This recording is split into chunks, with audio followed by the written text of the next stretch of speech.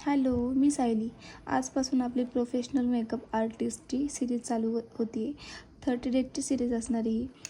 त्यामध्ये मी तुम्हाला all theory शिकवणार आहे मेकअपची आणि विथ सर्टिफिकेट कोर्स असणार आहे. हा मी तुम्हाला ऑनलाईन सर्टिफिकेटसुद्धा प्रोव्हाइड करणार आहे. फुल व्हिडिओ आपल्या यूट्यूबच्या चॅनलवरती अपलोड करणार आहे मी.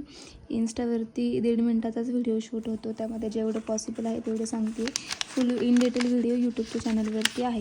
ज्यांना बघायचं त्यांनी यूट्यूबच्या चॅनलवरती चॅनल सबस्क्राईब करा आणि तिथे जाऊन बघा. तर सगळ्यात पहिल्यांदा आपण बघणार आहोत स्किन टाईप्स कुठल्या कुठल्या प्रकारचे असतात. Dry skin, oily skin, combination skin, sensitive skin आणि नॉर्मल स्किन. मेकअप करायच्या अगोदर आपल्याला आपली स्किन टाईप माहिती असणं खूप गरजेचं आहे. त्यानंतरच आपण मेकअप प्रोडक्ट यूज करू शकतो. कुठली स्किन आहे ही ॲनालाइज करायच्या आधी त्यानंतरच आपण मेकअपला चालू करणार आहे.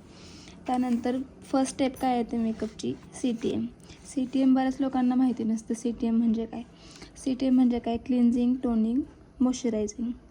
मेकअप करायच्या अगोदर आपल्याला स्किन प्रिपरेशन करून घेणं खूप गरजेचं असतं.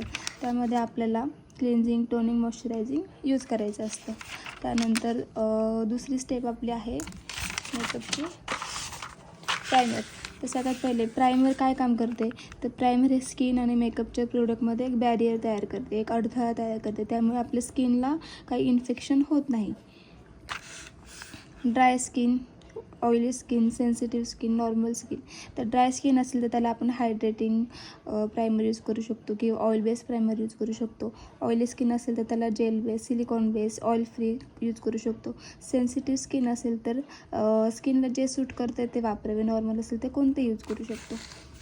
आजच्यासाठी आपण एवढंच बघणार आहे. उद्या आपण नेक्स्ट व्हिडिओमध्ये बाकीचं बघणार आहे आपण.